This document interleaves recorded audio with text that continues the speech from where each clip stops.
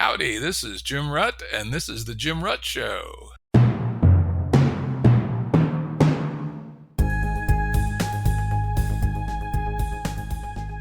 This is a Currents episode. Currents are shorter and less heavily produced than our full-length episodes and generally focus on a single topic. As always, links to books, articles, and organizations mentioned are available on the episode page at jimruttshow.com. That's jimruttshow.com. Today's guest is Douglas Rushkoff. Douglas is a professor of media theory and digital economics at Queen's University, City of New York University, and he's the host of the Team Humans podcast. He's author of the book Team Human, as well as more than a dozen other best-selling books on media, technology, and culture, including one of my real favorites titled Throwing Rocks at the Google Bus. My wife and I were both reading it while we were spending a month in San Francisco. I think this was probably when did it get published? 16? I think it was 2017. Mm-hmm. And we were seeing these unlabeled white buses sneak around, and we eventually figured out, those were the Google buses. People have been throwing rocks at them, and now they were incognito. But that was definitely a kind of yikes kind of experience. His most recent book is Survival of the Richest, Escape Fantasies of the Tech Billionaires. I just kindled it about a week ago, and perhaps Douglas and I will be back another time to talk about it. But today we're going to focus on two of his recent essays on Medium. They're titled, What's a Meta, M-E-T-A space, F-O-R, Part 1 and Part 2 on Medium. And as always, links to these will be on our episode page at jimruttshow.com. So welcome, Douglas. Well, thanks for having me. It's good to see you. Yeah, this is great. I think it's your third appearance on the podcast. You were one of my very first, which I really appreciate. And I know, and you seem cheerier. You seem to be a happier man now than when you started this podcast. Yeah, probably that first one, I was kind of not knowing if I knew what the hell I was doing. and of course, the answer was I wasn't. I was just making it up. But now we're been doing it 260 episodes, amazingly enough, and doing pretty well on the listenership and all that kind of stuff. So now it's fun. Goodness. Well, before we jump in, first I want to say us farmers have a different answer to what's a metaphor. And that is, it's for grazing cattle. What do you think, city boy? Yeah, I like that one. It was like, right, a pair of dimes could still get you a phone call in New York. Yeah, right? well, I think it was in the early 90s, the word paradigm just got out of control in business. And I was working for a large multinational publishing company at the time. And I used to carry 2 dimes in my pocket. So every time anybody used that word inappropriately, which was at least 98% of the time, I doubt any of them had read Kuhn's book on scientific revolutions, I'd pull the 2 dimes out and slap them on the table. There's your paradigms, motherfucker. Oh, dear. Anyway, let's get back to our topic. In part 1 of your essay, you basically start out with talking about Zuck and his notorious renaming and maybe, if he's successful, repositioning of Facebook as Meta. Why don't you roll from there a little bit? Well, I guess what I've been looking at is it's a perfect case study in the abuse of meta, much like the abuse of paradigm. So meta, as most of us know, means kind of going one level above, one level out. And most of us knew that Facebook was kind of reaching the end of its life as we know it. Its subscriber rate had kind of peaked and it was no longer cool. And they were answering all these questions and Sheryl Sandberg jumped ship. This poor guy was alone in front of Congress, defending this platform that people didn't even want to play with anymore. And his solution, in one sense, was to go meta in the same way that when the .com boom and bust was happening and all these websites were competing against each other. Remember, Tim O'Reilly came out with, Web 2.0. You don't want to be a website. You want to be the website that aggregates all those other websites. Go meta on business, become the aggregator, and you could be one level above, one level beyond everybody else. And it looked to me blatantly like, now that Web 2 has run its course, what does Zuckerberg do? I'm going to do Web 3, so we're good. Web 3 will go meta on Web 2 and aggregate all these other things in a new blockchain, virtual reality, every buzzword that we can come up with, basket of next generation tech that we will own. And just to make it clear that no one can go meta on me after that, my name is just going to be Meta. So we're just Meta. We'll keep going Meta as long as we need to.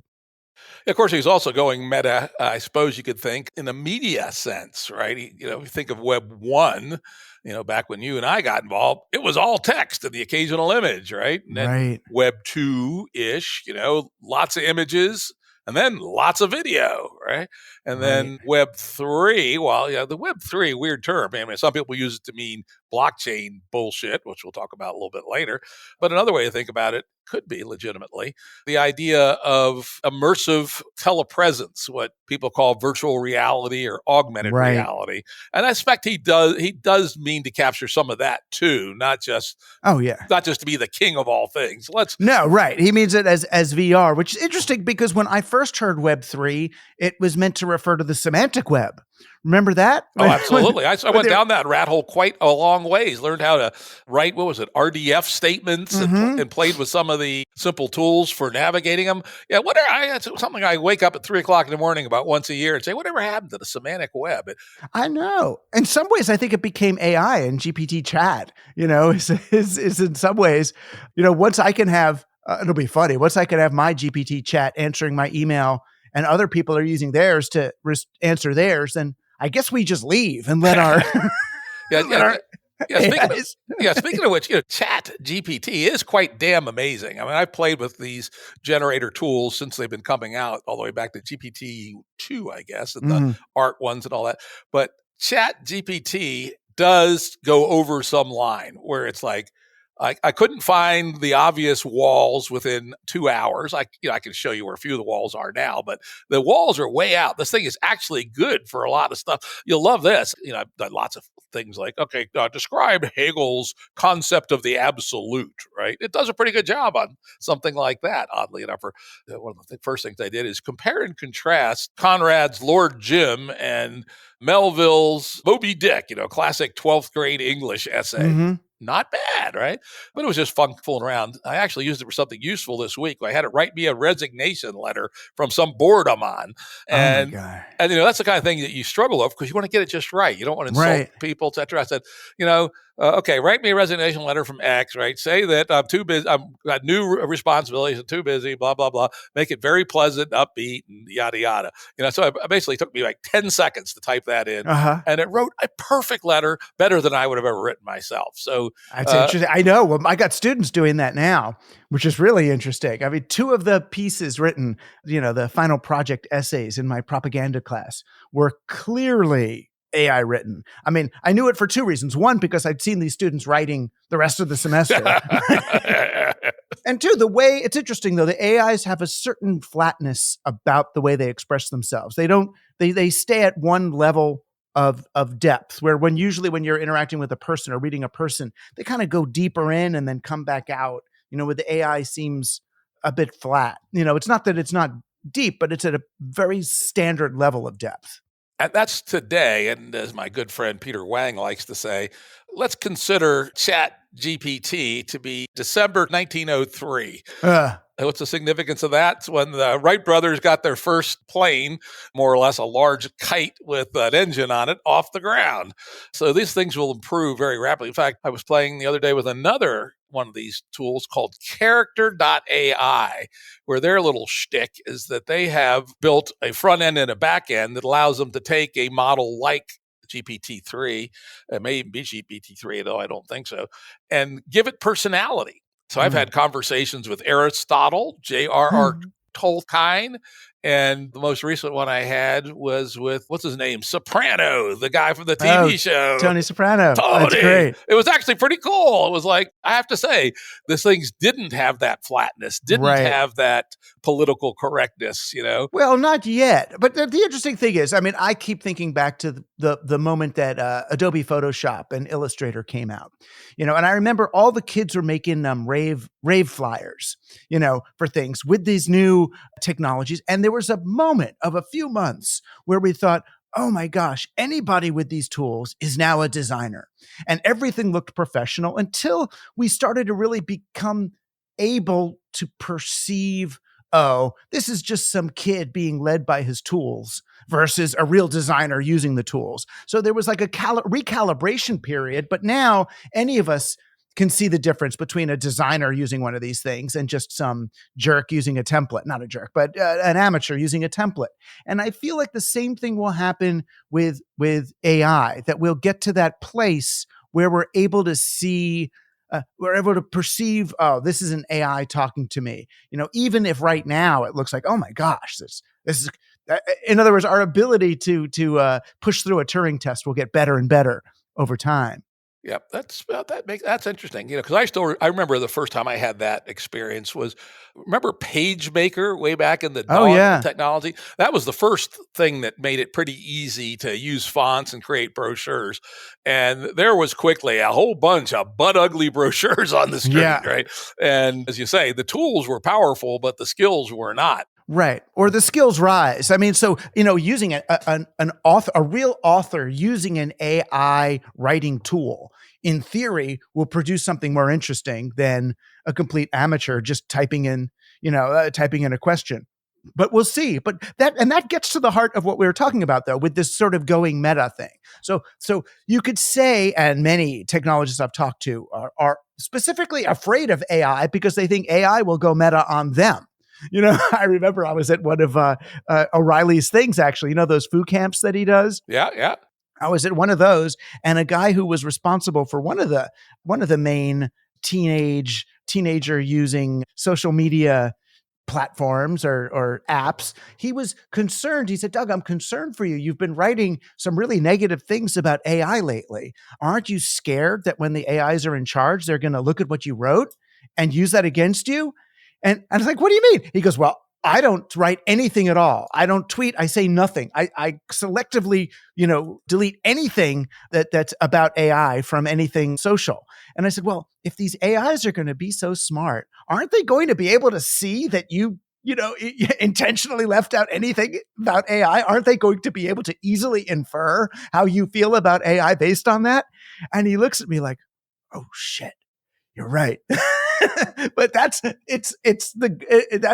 comeuppance for trying to go meta on everybody, is you think that something like AI, or the, what they used to call it, the Internet of Things, you're going to realize that you are the thing on the Internet of Things.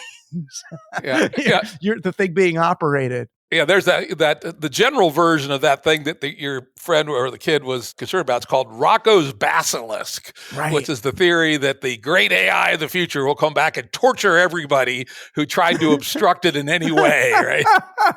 Good luck with that. Yeah. We'll program in for them not to do that today. But the meta thing that Zuckerberg was doing, and in some ways that the person who was afraid of AI was doing, is these kind of wholesale leaps from one thing to another, as if that's the desirable sort of evolutionary path. When Peter Thiel, his business book is called, From Zero to One, as if what you have to do to run a successful business is be one order of magnitude. That's what he says. Literally, you have to be 10x what the competition is. Everybody else is competing, and you can rise above that competition. Or, even when Stuart Brand says, we're as gods and may as well get good at it. This idea that we are once removed, that we can somehow rise above, like Kurzweil, rise above the chrysalis of matter as pure consciousness and go meta on this mere mortal, Terran existence, is when it's like, oh, wait a minute. I get it. You want to be, I understand. You want to be self-sovereign. But even that construction, I look at it, what does that mean? sovereign. You're king of you. So you not only objectify everyone and everything else, now you objectify yourself and become both, you're both monarch and subject in the same reality. Yeah, that is an unfortunate direction. In fact, in the second part of our discussion, when we talk about your part two, we'll compare and contrast that, which I would call late stage financialized game A with game B. We'll have some difference of opinion about that, but certainly that is not anything that the game B movement identifies as good. Is ultra individualistic, me. Right. But let's go on talking about part one here a little bit. Very apropos. I think you wrote it before the shit show was in full force, but you do mention effective altruism, William McCaskill, and Elon Musk. And those three things have certainly been in the news a whole bunch with the meltdown of the crypto exchange and all the various things Elon's been doing on Twitter. How do you think those two things fit into your theory of the meta? Well, effective altruism is the easy one, right? So the especially many of their idea that, the 8 billion people alive today are just kind of the larval stage of humanity. And what we should care about are the ones who grow into real flies, and get off the planet. So that if there's 8 billion people suffering today, that doesn't really matter in comparison with the trillions of people who will have spawned the universe thousands of years from now. If you're a pure utilitarian and some kind of a, digital Jeremy Bentham on steroids way, you would think, well, the happiness of the trillions matters more than the happiness of the few billion. So let's optimize for them.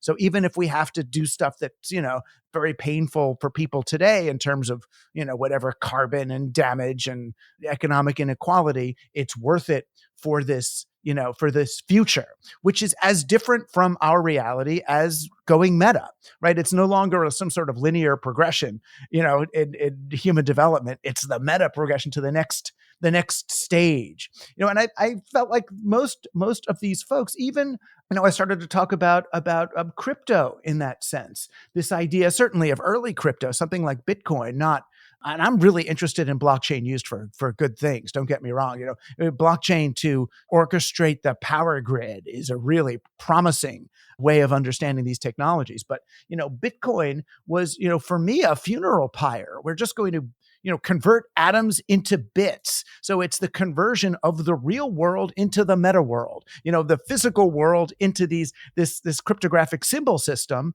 And, once you believe more in the symbol system than you do in reality, that's pure idolatry. That's kind of the biggest danger we can face. Interesting. Yeah, I have my own objection to Bitcoin. I still have it, which not that one. I do. That's an interesting one. I'm going to have to meditate on that a little bit. And that is that, frankly, all Bitcoin is a digital form of gold, which has replaced the cost and energy of taking the ship around the Horn and the hike up the mountains to the Yukon gold rush for burning a bunch of electricity and accelerating the heat death of the universe. But that doesn't really add anything new. And if anything, it's a step backwards because of its its anti-inflation, its deflationary design. I'm amazed that so many people have fallen for Bitcoin, I must say. Now, of course, I made the trading mistake of believing I was right, which I think I'm right, but I made the trading mistake of not realizing how many people would take the other side of the proposition. And so, Bitcoin's up a factor of, I think, about 200 even now from the time I denounced it. Oh, well, you're so smart, Rut. Why aren't you rich, right? Well, you're right. It's just the timing that's a little off. That's all. Exactly.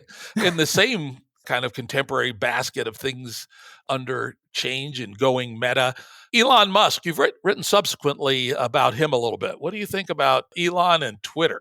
I don't even know where to start. I think what Elon Musk is doing successfully is revealing how ludicrous it would be to use a kind of a techno monarch as ruler of the country, as a proof of concept for, kind of Peter Thiel's techno monarchic designs. It's saving us all from that, because it looks like, oh, this is what it looks like to have an impetuous, imperious person making one decision one day, another decision another day, saying what he's going to do, then changing his mind, and then going back on this promise or that. It's bizarre. And the scariest moment, it feels to me like what Elon is doing is kind of Trump 2.0. That Trump was the troll in chief for the years that he was on that platform. I mean, there's no question.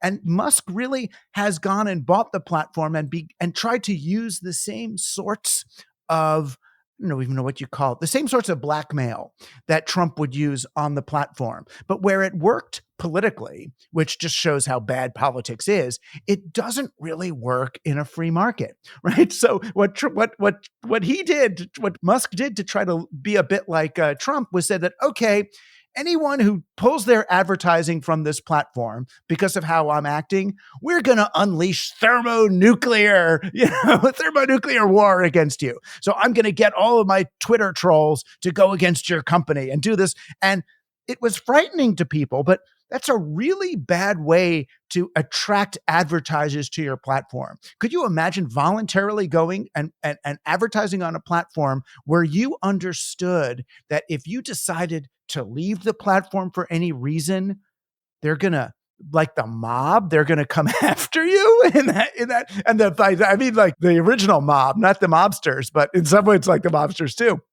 But they're gonna turn the trolls on you. Oh my God, stay away, right? Stay away from that. But it was interesting to see it because it was like, I feel like in some ways the first person who had this identity on Twitter was Charlie Sheen. Remember back when Charlie Sheen had his kind of public nervous breakdown on Twitter? I was not on Twitter in those days. I didn't actually start doing, I had an account since the week it went up, but I didn't really follow it until after I started my podcast, where sort of us podcasters have to become media whores to some degree to promote ourselves. You do. You got to at least get those links out. Yeah. Oh my God. A quote and a link. That's my entire Twitter persona at this point, is just links to other things. I can't, when I go on Twitter, I feel so awful afterwards. When there's just such an aggravating experience to see what people are believing and the kinds of things they're arguing, that I've just sort of opted out for now. I can't really watch it. But Charlie Sheen was sort of the first person to have this kind of manic nervous breakdown on Twitter. And then I felt like Donald Trump did the same thing. And it's not that they're leading something, but they kind of jump into this standing wave of culture, that Trump did and then embodied it and rode along with it. And now I feel like Musk is trying to surf that same thing, and he can't really influence it. All he can do is try to ride it. And every time he tries to impact it or intervene somehow, it backfires on him. So I think he's finally coming to grips with, this is a bigger and more difficult challenge than I first imagined, and that my sort of middle school level understanding of freedom of speech is not up to the challenge of negotiating this community.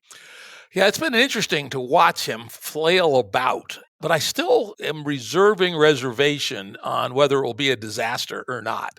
I think there's three possibilities. One, he actually does see something and he is steering towards it as rapidly as he can. It was funny. I was giving a little talk out at the Santa Fe Institute 3 or 4 weeks ago. And one of the things I was kind of musing about at the time was, maybe some of the things Musk is doing is sensible, but firing all those people that quickly, I don't know about that. And while I was there, I talked to two people from Silicon Valley, both of them very sensible, mature thinkers, right? One a VC, the other senior executive at a large company. And they said, Jim, actually, he's probably right. You won't believe how overstaffed those high-flying San Francisco tech companies are. He could probably fire 75% of his people and it would be a net gain. And I go, maybe. I will say that his changes in free speech are certainly a change. I actually wrote an essay called Musk in Moderation, where when he first announced, it's on Quillette, when he first announced his takeover, and I specifically warned against his claim standard that if it's legal, it should be okay on the platform.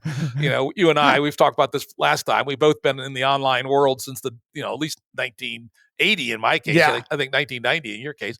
And we know that if you make what is legal, the standard, it's going to turn into a dumpster fire every time. It's legal to use the N-word to someone's face as a personal insult in the United States. It's legal to say, I hope your house burns down and your children die, right? You can't build a community based on behavior like that. So you have to have decorum, and and it's probably wise to rule out truly unsafe things like how to commit suicide or, how to commit bulimia or whatever. Right. On the other hand, where I am with Musk, and this is where I'm hopeful for Musk, I do think that in a healthy public square, any ideas should be allowed so long as they're presented decorously and you don't engage in personal attacks, you don't dox people, etc. People want to advocate for Marxist Leninism, have at it, even though it killed 100 million people in the 20th century. Somebody wants to advocate for Nazism, have at it, people, even though it killed 60 million people in the 20th century. QAnon, I think they're total nutcases, right? Make your case. Catholicism, which I was raised in, I think it's completely batshit nuts, right? But if people want to advocate for Catholicism, have at it. So that part of the Muskian vision, he may actually be headed in the right place, but it's not clear whether he's learning fast enough to avoid the inevitable dumpster fires. Right. And I wrote a piece, kind of almost a joke piece, what I would do if I were CEO of Twitter. The first thing I would do there is get rid of the algorithm. I just never saw how does that help anything? If Twitter worked the way it did back when it had its IPO, Twitter was making $2 billion a year, which seems to me pretty good off a 140 character messaging app, and then stop. The problem is you're not allowed to stop in the economy the way it works. Your company has to keep growing so that you get the next level of investors can get 10x or 50x or 100x or whatever. But if you were able to say, look, Twitter with 140 characters or go up to 280, $2 billion is pretty good revenue. Now, what do we want to do? Do we want to do algorithms and video and this and that and go nuts? Or is Twitter fine? So if they were not boosting certain posts, then they wouldn't have to see themselves as a publication. They wouldn't have to then take a call from the government about retuning the algorithm to suppress this and increase that. Just let people subscribe to the... Well, you remember, in the early days of Twitter, it was really a way for people to do cross-carrier messaging. So in the old days, there were times if you had AT&T and someone else had Verizon and someone else had T-Mobile, you couldn't text each other.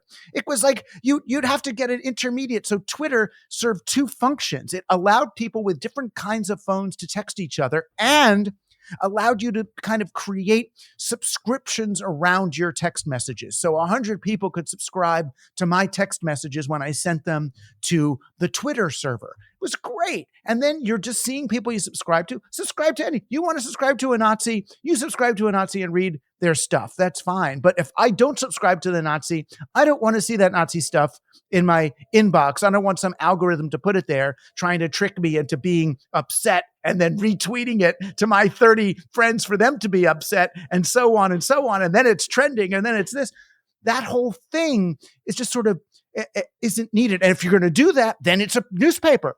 Then you're making selections, then you're making editorial selections. I don't think, 230, whatever it is, section 230, it doesn't work anymore. So it just seemed to me pretty easy to do it that way. And then if that's not making enough money, what about slowly turning it over to some kind of DAO, some kind of, you create an editorial community that's curating Twitter, or people who are actually working there, let them be worker owners. Let users be user owners. It's like, this is what all this tech was for, what all the DAOs and blockchains, we finally have something. Oh, let's do that. So if I was a billionaire like Musk and didn't need to make money on Twitter, I would look at its, what do we used to call it? Return to community. How do you return this app to the people who use it? Yeah, and of course, Jack Dorsey always claimed that his biggest mistake was turning Twitter into a business when it really should have been a protocol that was open sourced. And we are now seeing, of course, it's been around since 2016. We are now seeing the Fediverse, Mastodon, and other things that use the same protocol trying to build out. Though I have to admit, I just spent a couple of weeks part-time over on Mastodon. Very boring. It's like hanging out at the lunchroom of the New York Times or Columbia University, right? It's the conventional wisdom recited again and again and again. The thing I do like about Twitter and why I don't have most of the negative valences about Twitter, a lot of people do, I only follow who I want to follow, and I mostly follow people in what's called the heterodox space or the liminal web, what you call the sense makers. We'll get to that in a minute. Yeah. And I think I follow 700 people, and they never talk about team red, team blue politics, right? They never talk about celebrities. They never talk about the kind of annoying crap that apparently circulates widely on the rest of Twitter. But that is the neat thing about Twitter, is that you can find your people and build yourselves very dynamic networks of these people. And I wrote in another essay just published a couple of days ago on Quillette called, what the hell is it called? Saving Twitter, a Round Table. And with two other authors. Unfortunately, mine's the second, buried in the middle essay. And I basically suggest that Musk actually live up to his vision of helping humanity and nudge Twitter to being the collective intelligence platform for humanity. Allow us to find those communities that we want to work together with. Yeah. And to your point, don't stuff Nazis down our throat, or don't stuff Marxist Leninists or QAnuts or Catholics down our throat either. Right. But the problem is Musk personally clearly has such a deep-seated need for a certain kind of attention, to be seen as the bad boy, good boy, radical, this, that he's made, as much as he can, he's made Twitter about himself and Twitter about itself. And there's this moment, I remember when I was first called in by one of the major American Jewish, I don't even know what you call it. It was the more solipsistic Jewish organizations, a Jewish organization worried about Judaism. And I remember telling them, look, the minute that kids sniff that Judaism is more concerned about Judaism than it is about them, they're going to go running. There's a moment in every sort of institution's life where it becomes sort of more about preserving the institution than doing whatever the institution was there for. So if you go on Twitter and the main conversation is about Twitter, who cares? Then it's like, this one's going down. Yeah, that is true. That since Musk took over, get back to the M word, Meta Twitter is probably 20% even of my feed, and I curate my feed pretty rigorously to keep it focused on these new, interesting, heterodox ideas that are cooking out there. And you are right. Eventually, people will say, if it's Meta Twitter all the time, and Elon. So this is my third possibility for Elon and Twitter, that he's in a Trumpian narcissistic doom spiral. Yeah. And I think that's possible, but I hope at least that he's not as utterly toxic a personality as Trump. I mean, Trump is just nothing but a narcissistic shit show as far as I can tell from top to bottom, and that he will at some point realize that there are other interesting things he could do with Twitter, and just beating his chest, me. Hey, you're already the richest dude in the world, or second richest. You got 9 kids, half of them illegitimate. I mean, you're the man. You're the man. Let's move on, right? Right. But the beauty of the downward spiral of the solipsistic tech bro shit show that you're referring to is, if he does it, it's self-scapegoating, but if he does it, then it kind of exposes the whole toxic, tech bro shit show. And we can go, oh, that's not the direction, right? So Mark Zuckerberg wanting to be Augustus Caesar, which we should be thankful it's not Caligula. I got that. It's better. It's still a Roman dictator. It's like, no, that's not the direction to go, my friends. Elon Musk wanting to become, some version of Jeffrey Epstein, right? With just spreading his seed. What do they call it? Insemini. They're spermicidal. They have a name for what they are. They're sperm people, to spread. It's part of their branch of effective altruism is, once you realize that your genes are better than everybody else's, spread them as far and wide, find as many teenage girls to impregnate as possible, build dormitories for them, and spread, that these kind of tech bro fantasies are exposed through Musk. They're exposed, Meta stock price has gone down 70%. Facebook's like the next Friendster or something. Sam Bankman-Fried, has not blown up all of crypto, hopefully, or all of blockchain, but he's blown up a certain bizarre, distorted tech bro dream of what that could be. And all I'm hoping is that these guys kind of crash and burn, not necessarily personally, but they destroy the illusion. This sort of emperor with no clothes thing is revealed, and then we get to still save the net. We get to save the blockchain. We get to save these technologies for what they're actually good for, which is the stuff that you and I have been doing with them since since the 80s. Absolutely. That's actually good. It's a good positive way to look at, even if it is number 3, if it's the Trumpian doom loop, it'll basically poison that whole model sufficiently. Right. I love the fact you mentioned Augustus Caesar. I didn't know about Zuck's obsession with Caesar until I read Steve Levy's book on Facebook. And actually, I had Steve on the podcast. We talked about it.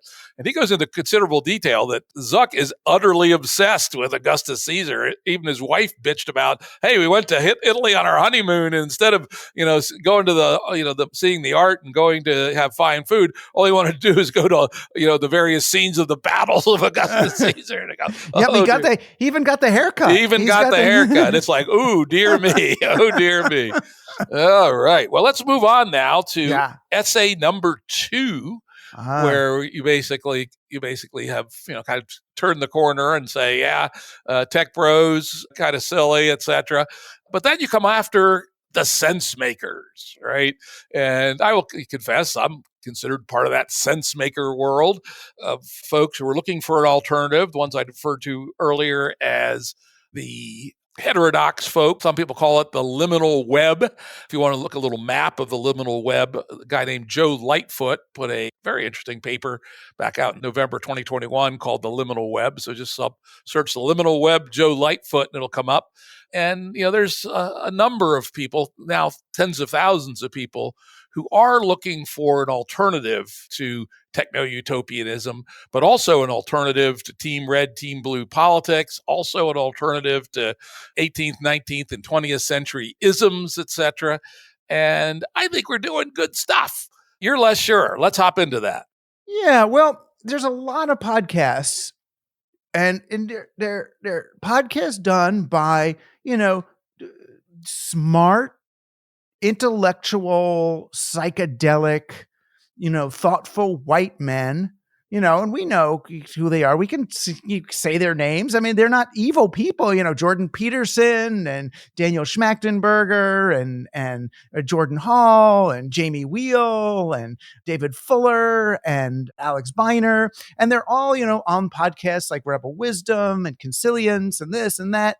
And they have a conversation that is very much like conversations that I have, right? And usually I have them tripping or high or after reading a weird, I've just read Julian Jaynes and now I'm thinking of the nature of mind.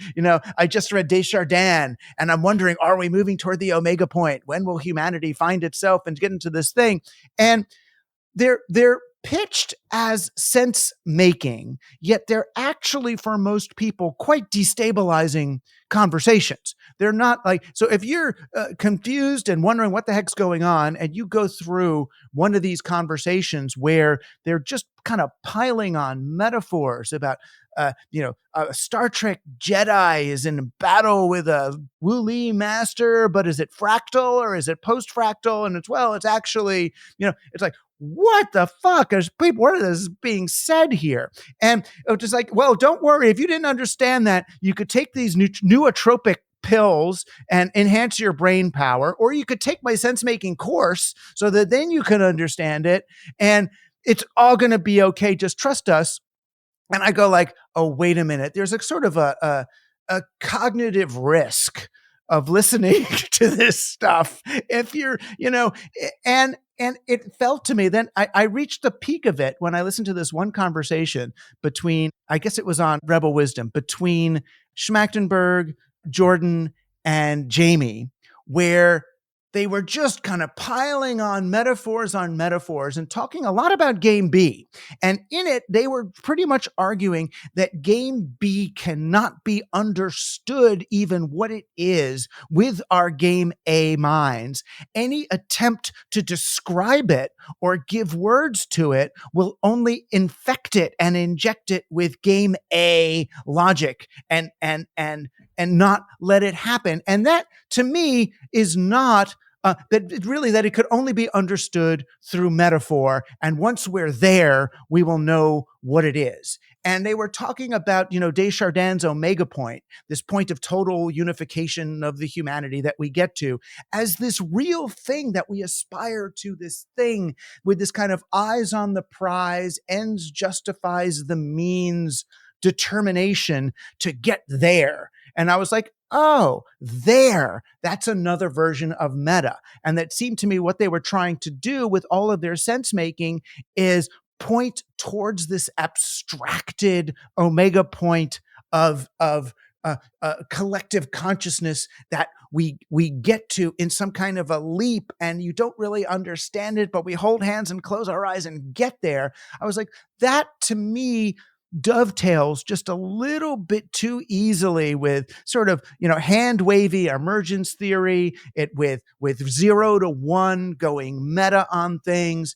And it didn't seem to be really instrumental in helping people get incrementally and safely and in a way that protects the most vulnerable towards the kinds of outcomes that you and I are both sharing. I mean, I've called it anarcho-syndicalism. You call it GameB. But I love, it's like a world of lots of little kibbutzes networked together and making stuff with our hands and playing and it's just like, man, it's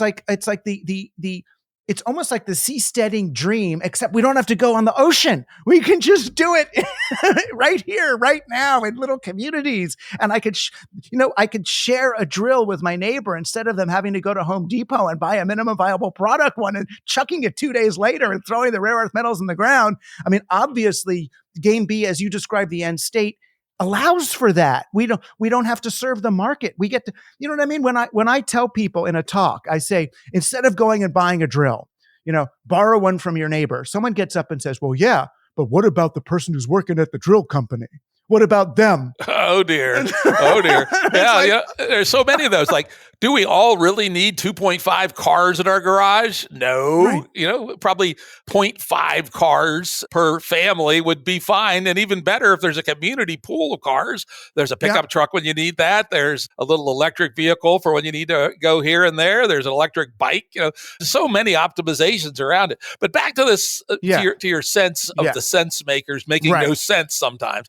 Let me confess, sometimes the boys go too far and go out there into yakety yak land, or I have no fucking idea what they're talking about either, even though I've been working with them for the last 10 years, right? But let me give this big but. I believe that these kinds of talk is been indispensable into drilling deep enough into understanding Game A. Because if you don't understand the binding energies in Game A, what holds Game A together, how Game A keeps replicating itself, despite the fact most of it's hated, right? This has required 10 years of serious study by very smart people. And whatever else you might say about these sense maker guys and women, there are a few, about 25. A few, but that's another thing to look at. And is part of the replication of it, because it's all of these sort of white male dudes, nothing to be so woke even about, just that it's a particular, culture of Western thinking, Western psychedelic thinking that yields itself again and again. I do agree with that, by the way. It's very interesting. Since GameB started in 2013, it's been amazingly consistent. 75% male, 25% female. And one of the things I am going to propose here as we pivot to GameB 3.0 soon is a rigorous gender balance that men and women have.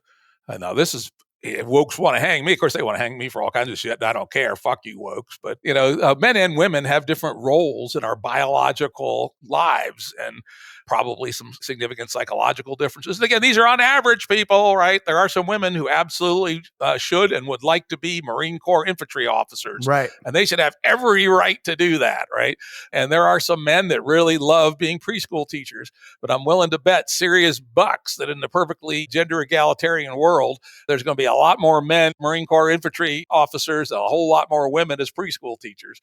But so anyway, so there are differences. And so that a real GameB has got to be equal in the inputs of males and females. And we're already reaching out to other cultures, though we do have to fix Western culture first, since it's the one that's doing the most damage to the world. So starting there, I don't think is a mistake, but getting inputs from indigenous cultures around the world who have tens of thousands of years of living in balance with nature, which is the first thing we have to figure out. It's real important.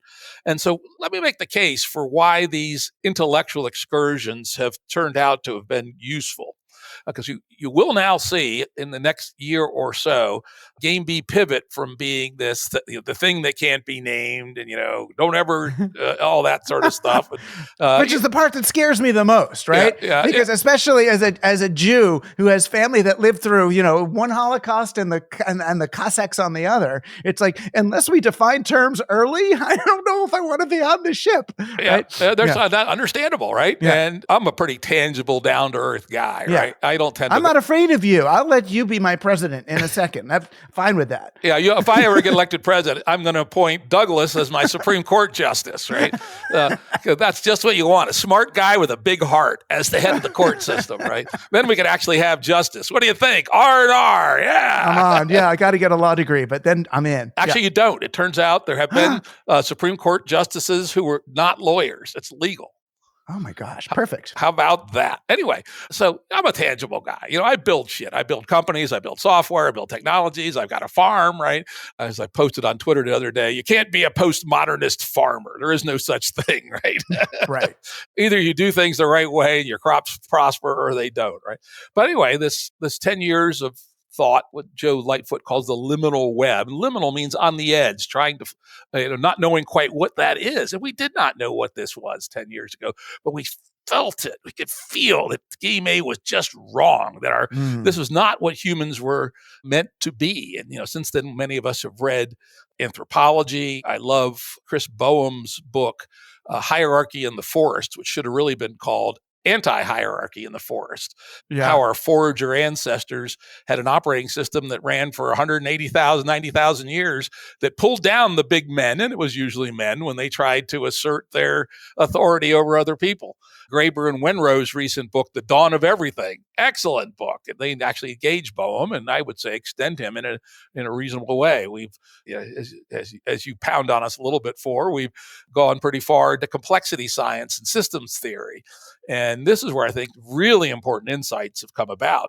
And this is where I would argue that doing it the good old-fashioned way ain't going to cut it, because the isms, capitalism, socialism, communism, fascism, etc., are all simplistic, right? They're very simplistic. And they don't really understand what binds the systems together and replicates them. We look at things we call generator functions as one class of things.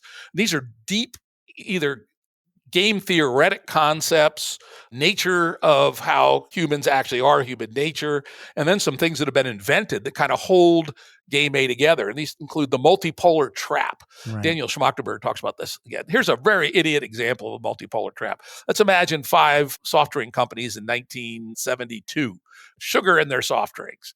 Archer Daniel Midlands develops this new technique for making high fructose corn syrup in 1974. One of the 5 companies says, I'm going to replace my sugar with high fructose corn syrup, cut the price by 50%, taste the same, damn any health consequences. And they are metabolized somewhat differently. But it's not 100% clear they're worse, but let's assume for this purpose they are worse. Well, guess what? The other 4 are forced to respond, right? Either lose market share or they also have to switch from sugar to high fructose corn syrup. And guess what? They all did. There's numerous of those traps. The military arms race is also a multipolar trap.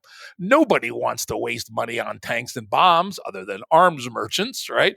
It's a flat deadweight loss for humanity, but we're stuck in a multipolar trap. Another one, you referenced Girard, I think in the first essay. Right.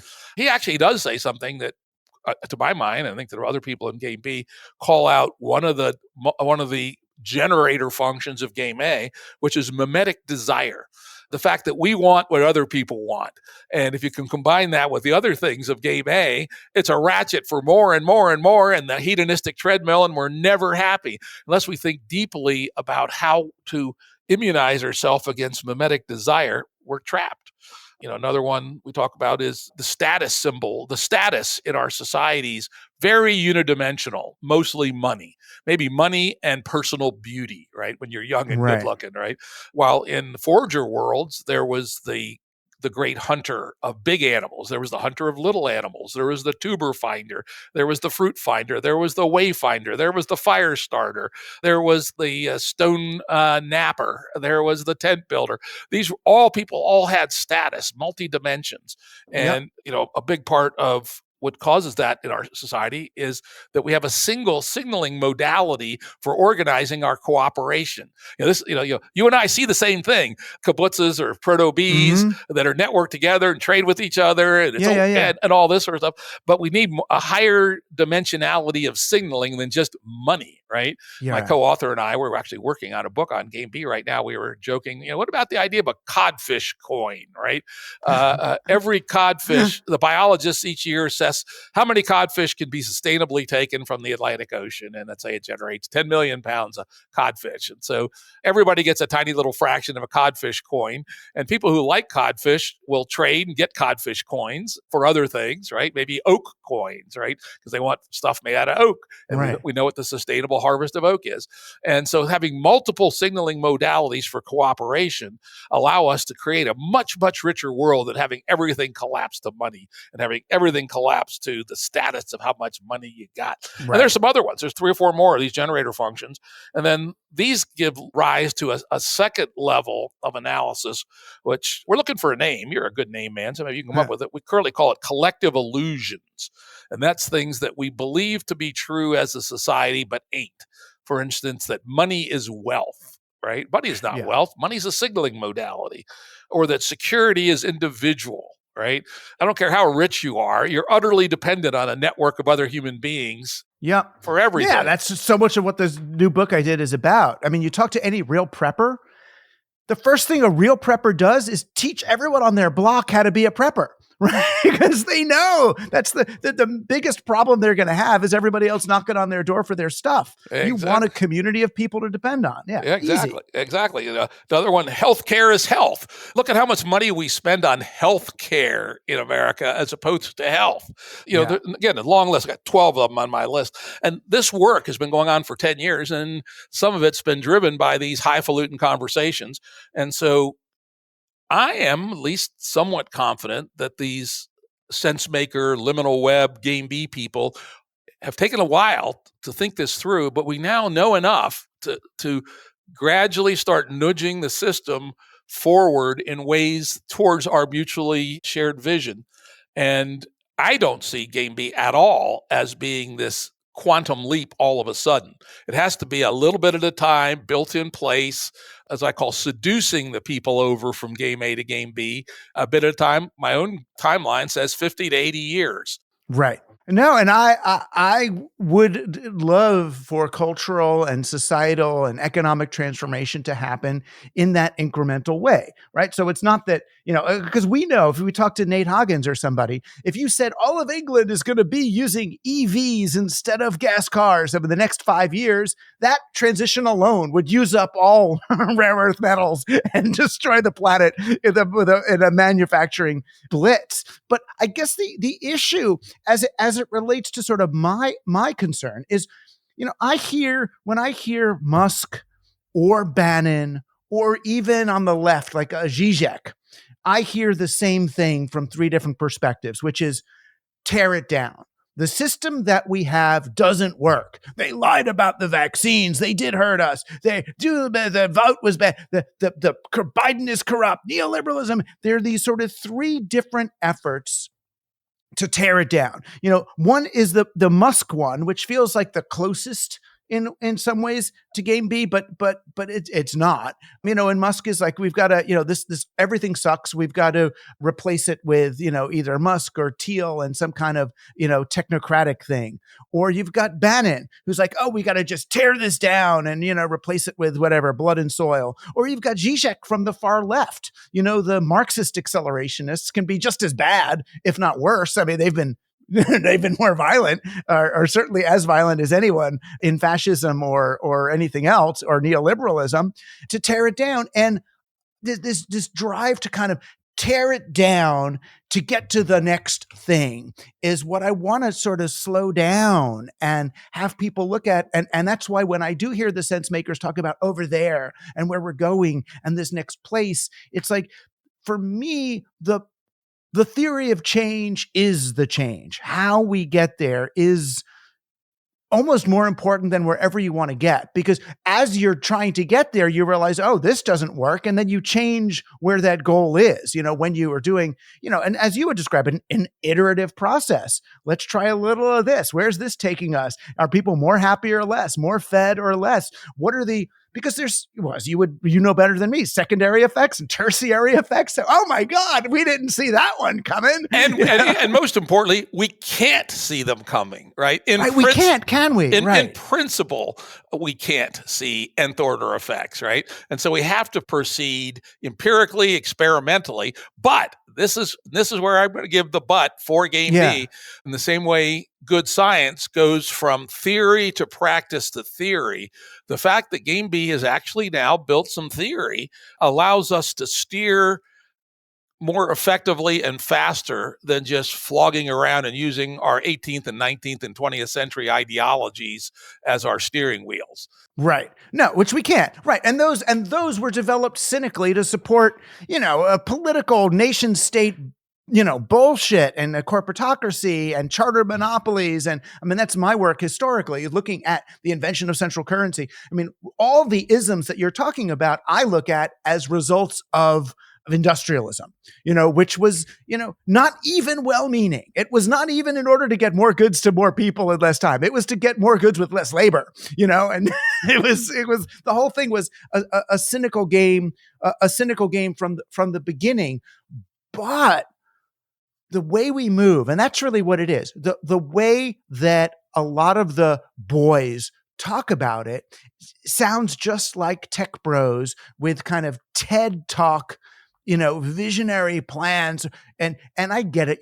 They're trying to sell something, and even if they're trying to sell GameB, they're trying to sell it in the only way they can with, beautiful, flowery visions of some thing. I mean, and God, people like Tristan and Daniel are more eloquent than I am, for sure. When I hear, Tristan, whether or not it's original, and I always get upset with him because it's like, hey, man, I wrote a book about that 20 years ago. But he is saying it better than I could, more convincingly. He articulates things. And Daniel's is brilliant. The way he shoots up a flare about a concern and gets people to think these mimetic, I don't know what they are. They open up in the person's head afterwards. I mean, he's a master at these things, which is, I guess, part of why sometimes I get concerned, because they're so convincing and it's so hypnotic on a certain level. But I don't know what sort of awareness it engenders in the people that listen to it. Does it, if we're trying to build people if we're trying to help engender an environment in which people roll up their sleeves and start engaging in GameB-like behaviors, which they could do today, right? And they are. A few are, not many, a few. Right. What's the way to do that? And don't we want to back off from these seemingly elitist, mostly white guy, intellectual, Haverford dorm room, conversations about, the post-fascist neo-meta modern future thing? And because when some types of people who listen to GameB type rhetoric end up doing projects like Neom, in Neom, this giant city they want to build in Saudi Arabia. And God bless them, they have a stack for this and a stack for that, and we're water and entertainment and culture and religion and education. But there's like 20,000 Bedouins who've been living on this land for how many 10,000 years? So in order to create our ideal sustainable future society, we've got to clear away these indigenous people who've been actually doing it successfully for 10,000 years in order to build our thing. And that's where I go, oh, it's the theory of change that's the problem. You can't go in SimCity-like and just clear cut your way to a GameB.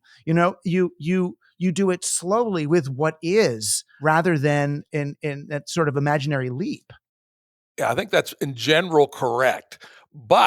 And certainly no real GameB person would be in favor of the No Home Project, I can tell you. Good. That's good to know. No, definitely not. Yeah. We would say that's a horror show. That's exactly what you should not be doing. Right. That's classic. I guess it fits closer to what you talked about in your part one of your meta essay, which is, the bro billionaire view of what the future might look like. Well, GameB is much more organic, building from small parts that intercooperate. Last thing we'd want is some big top-down diktat on how to do anything. We think that's the wrong way to do things. But I would also say that we have also gotten some insights on why things haven't worked as well as they could have in the past. And one, this is the thing, of all the insights from GameB so far, in fact, it came out of the collapse of the original GameB 1.0. It was a big fight between those who thought social institutions first and those who thought personal change first. We literally fell apart over it and broke the GameB movement up, went into what we called spore mode in 2014, which lasted 3 years. Then it regrew as GameB 2.0. And this is great because it's the same argument happened on the left. Yeah. I remember I got in an argument with Naomi Klein where I was talking about, we should just change our behavior. Just stop going to McDonald's. Just start doing this, start doing that. And she's like, no. We need institutional change. That's not going to work. You're still in the system. And it was an interesting, and the left has never really resolved that tension. So I'm interested in the spore mode. How does spore mode work, and how did they find each other again? The way it worked was we literally pulled everybody together and said, we're fighting too much. This isn't productive. Take what you have learned from GameB, go out into the world and just do what you do. Perhaps in the future, one or more of the spores will bloom and it'll come back, but it might not. Wow. It's over as of today, which was January 30th, 2014.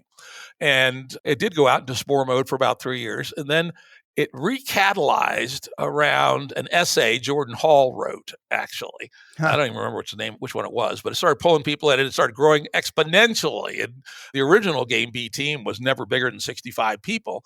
We quickly had thousands. And the current world of maybe 30,000 GameB people have grown from that GameB 2.0 thing. And as I said, there's many of us who now believe the time is to go to GameB 3.0, which is along the lines of some of your objections, which is we have to actually deliver. Talk is cheap. High-toned rhetoric on podcasts. Yeah, we're pretty good at manufacturing that. Oh, yeah. But let's build a village where people are actually living better than they would otherwise on 4,000 watts instead of the 11,000 watts the average American lives on. Right, without $100 million initial investment. And making it all pencil out. Let's actually start building some employee-owned businesses using the new hybrid co-op model, which is a new... Yeah.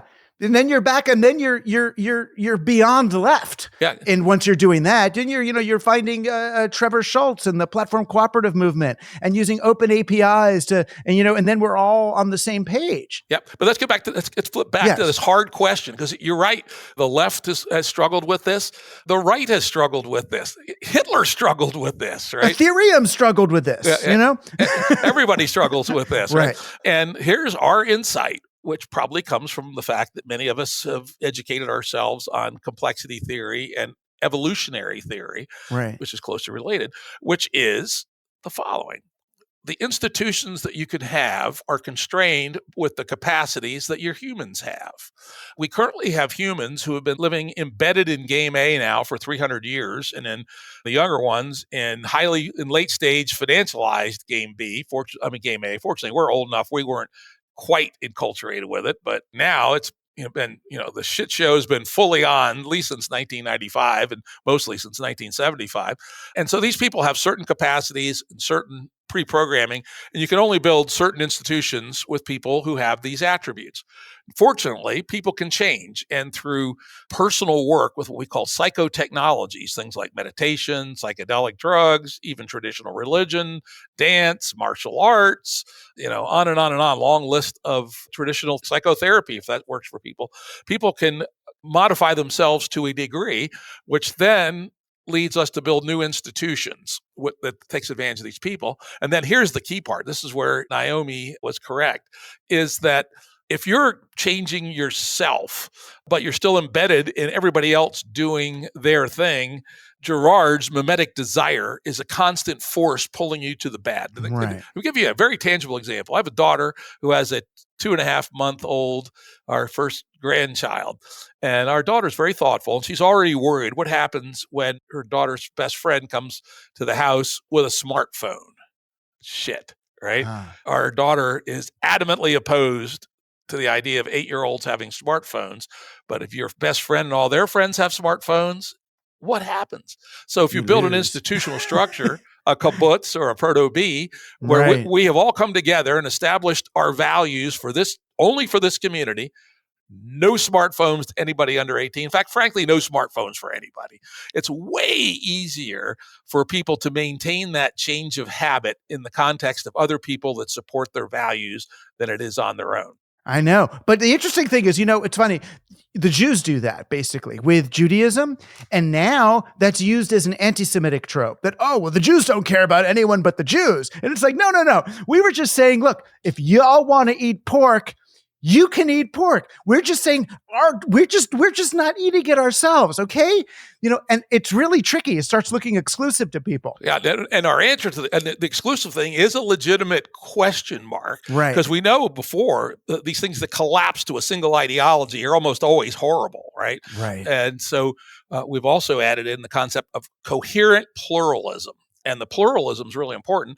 The coherent part is there's a certain set of beliefs of anyone who wants to consider themselves GameB, but it's a quite small list. It may be as small as 3 items: that we will live in balance with nature, and that every organization in GameB will offer voice to all participants, i.e. employee-owned companies, as an example of a way you could have voice, and that any GameB entity ought to offer fair terms for exit to avoid them becoming cults. Right. So if you live in a GameB community and you don't like it anymore, you can leave and take your capital account with you. And those two, that may be it may be that small. It probably won't be that small, but it could be that's the minimal set that we've all identified. But beyond that, pluralism can reign. The example I use, I could imagine a GameB community that is at least nominally like a Victorian suburb sexually, right?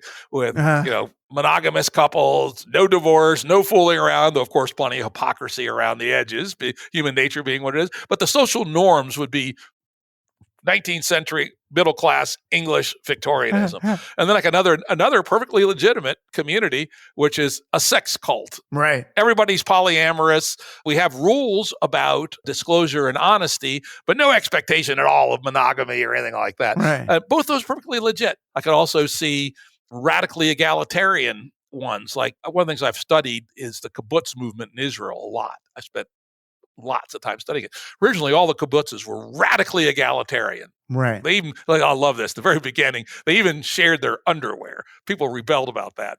And now about 20% of the kibbutzes are still radically egalitarian, but they're out now on a continuum. There's a few that you might call Ayn Randian, but most of them are kind of in the Sweden plus category, where there's a lot of economic leveling and sharing and big investment in the commons, but it's not totally egalitarian. I say GameB communities, even GameB companies, could be operating along those continuums so long as they adhere to the small coherent core. Right. But the question though then becomes, why do they have to or want to be part of the official B thing? In other words, there's so much development that you're doing. Okay, so GameB things will have this and we'll have that, and we've worked out this and we worked out that.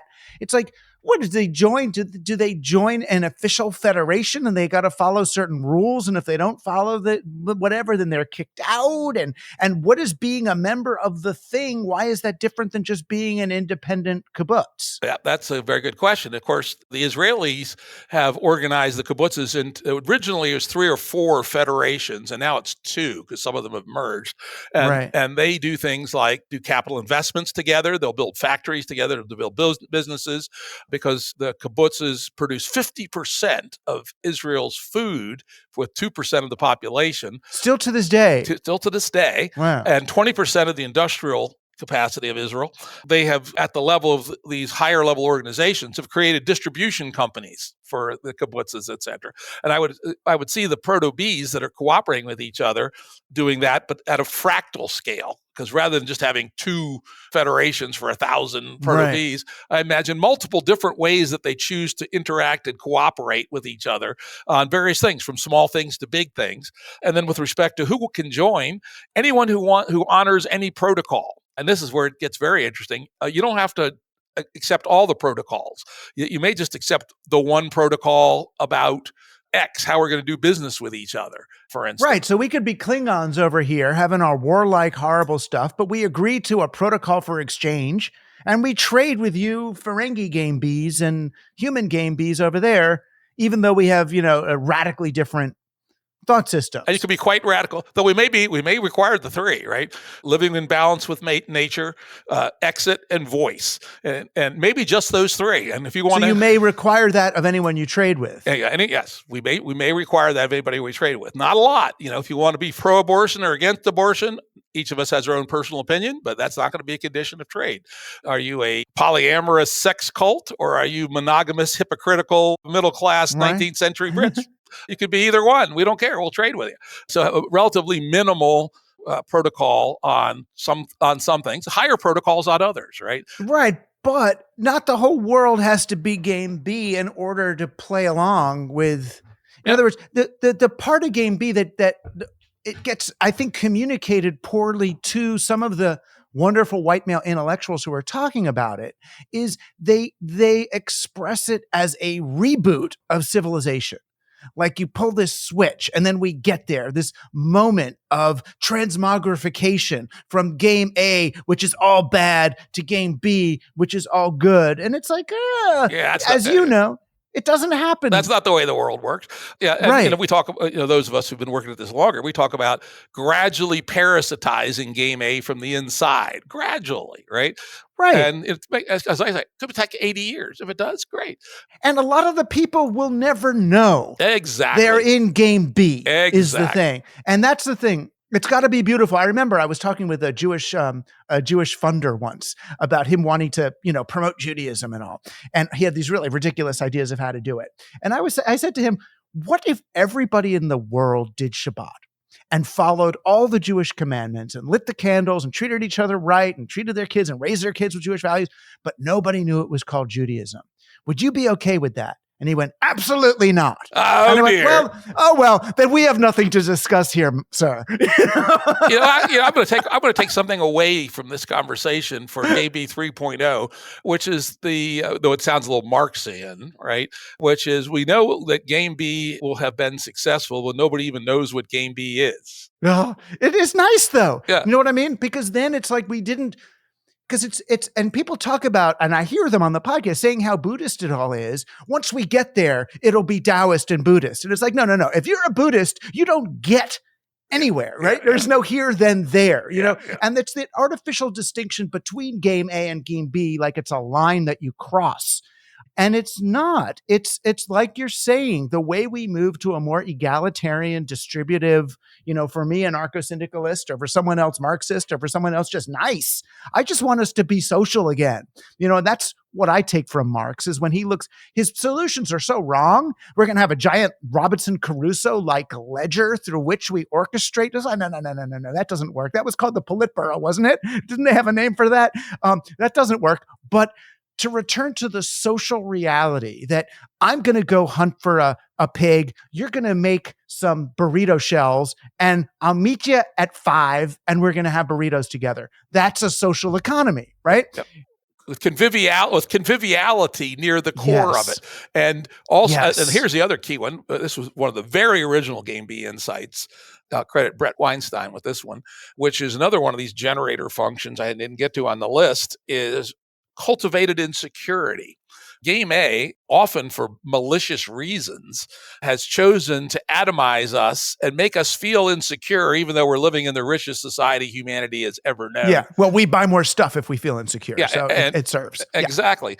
Yeah. And one of the very first things that your anarcho-syndicalist communities and our GameB communities, I would hope, would offer is as long as you're a member of this community, you will not starve. No GameB person, no Team Human person will ever be homeless, right? At least not voluntarily. And that would be a gigantic sea change in how we relate to each other.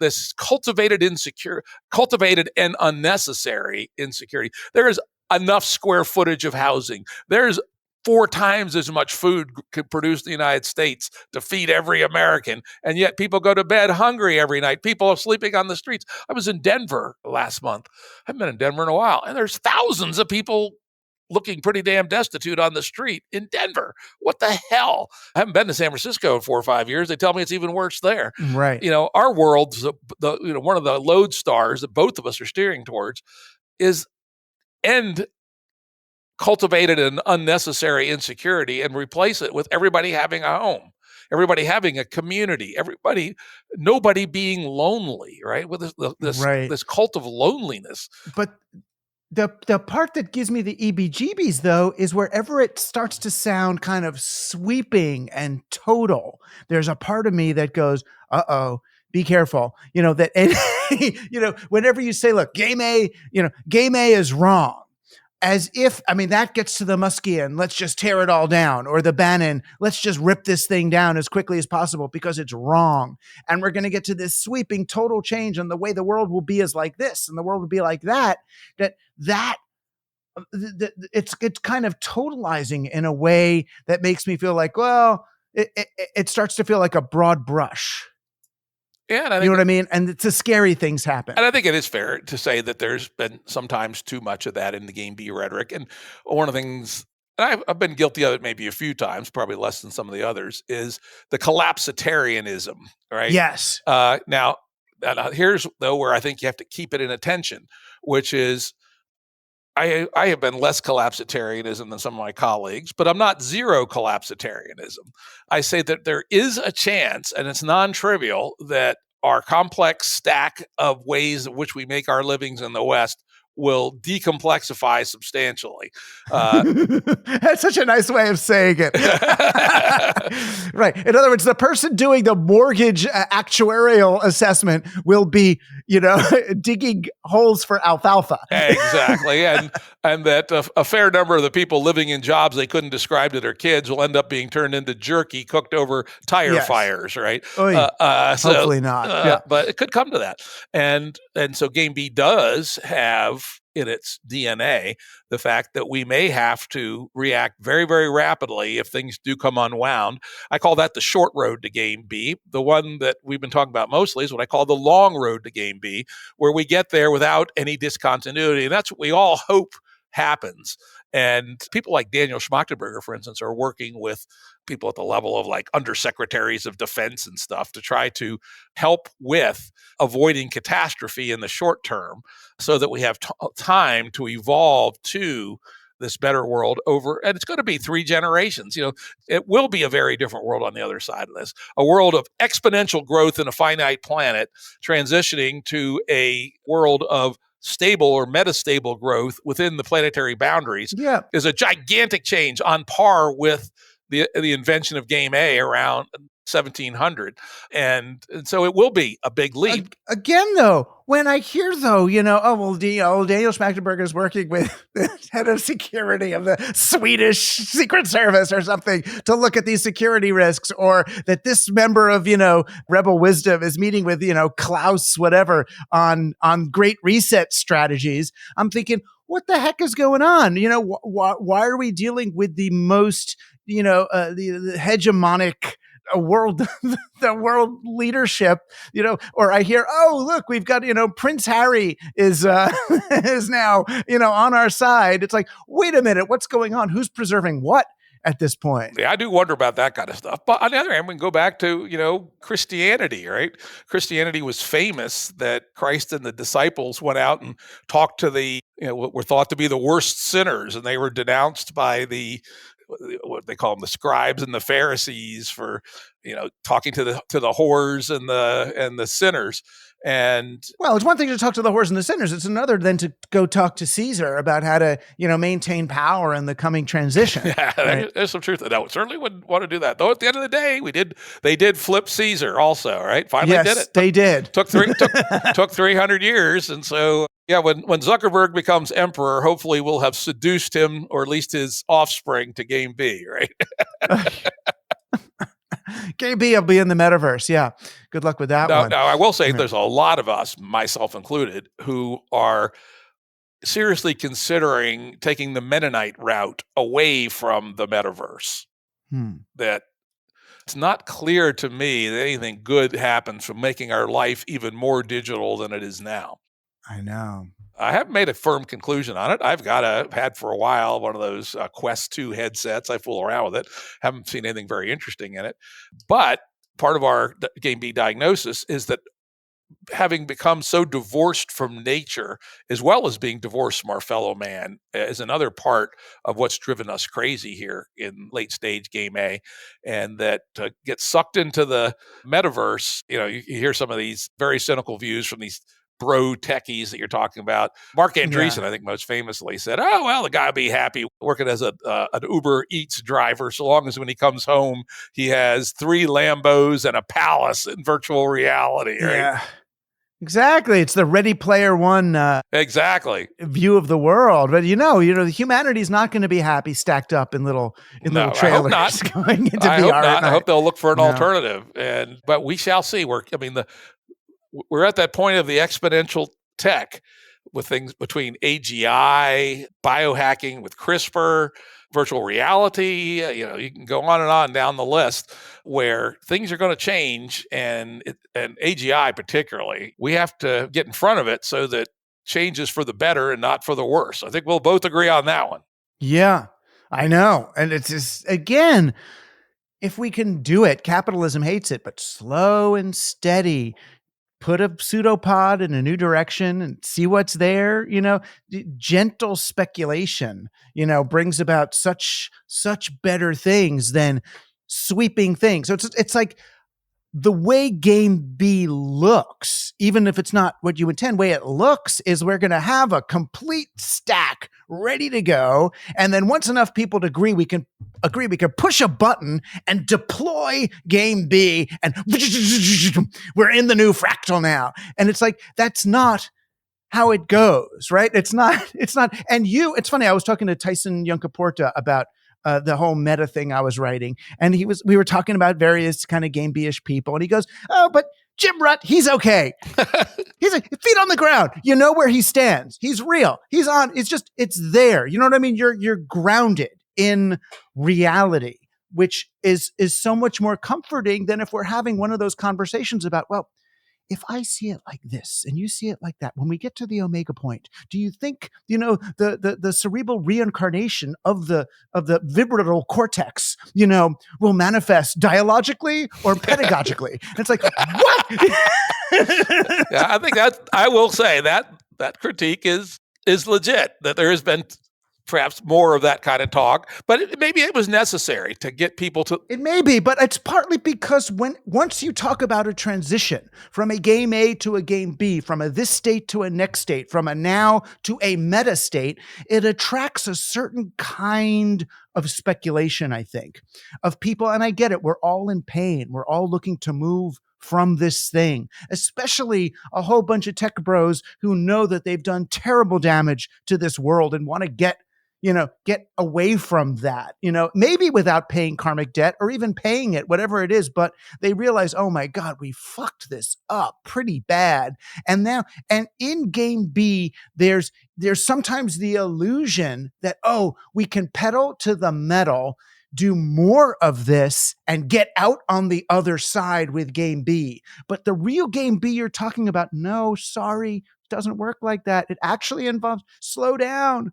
Yeah, we're not optimists at all. Schmachtenberger is definitely a think slow kind of guy. And I would say he was the one that really brought that. I will say there were some tech optimists in the early GameB, but I think the effect of Schmachtenberger has been very good at making us realize that you can't be pursuing exponential processes in a finite world, right? That's one. If that one simple idea, if it could get into people's heads, we'd start to behave, I think, a lot better. Well, I think this has been a great conversation. Really enjoyed it. We talked about lots of interesting things, as always. So it was great to have you on the Jim Rutt Show. It's great to be here, and it's so good fun to disagree without flaming. Oh yeah, you know what I mean? It's just like, what the fuck? Wait, no, yes. And so I'm hoping that we're modeling something that many of our peers don't, if you know what I mean, which is a kind of brittleness in response to challenge, and what's the point of that, right? Exactly. It's funny when your essay came out, a few GameB people had their oh my God, what's Doug Rushkoff saying about us? I said, Doug's a good guy. He's on our side. Let me book him on a podcast. Let me read his stuff carefully. Yeah.